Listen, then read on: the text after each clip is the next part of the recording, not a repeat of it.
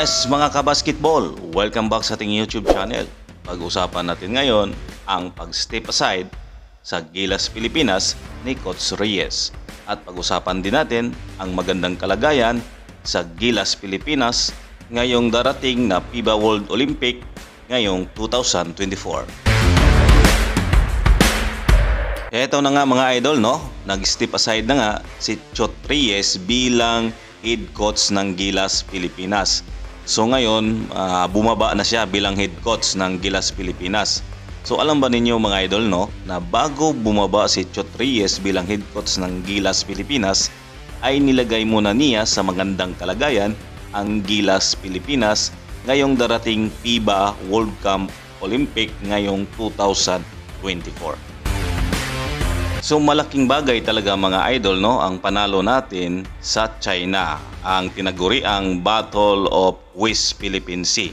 So ito yung sinabi ni Coach Timcon mga idol, ang kanilang paghahanda bago ang laban sa China. Kaya malaking bagay talaga mga idol, no, ang panalo natin laban sa China at ang malaking lamang, no, na ginawa ng Gilas Pilipinas. Kaya naging sapat ito para makapasok tayo sa FIBA World Cup Olympic Qualifying ngayong darating na 2024, no?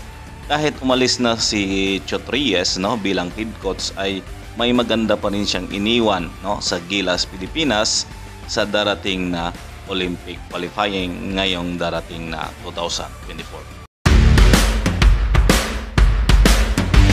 So ito yung karagdagan na balita mga idol, no. So naglabas ang Spin PH, no.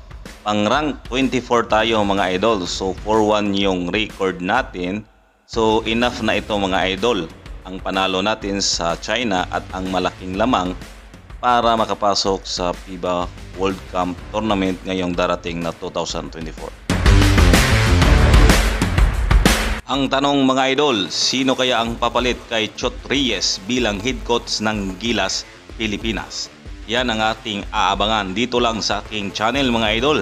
Kaya paki-like, paki-subscribe at paki-hit ang notification bell para updated kayo sa susunod nating mga video.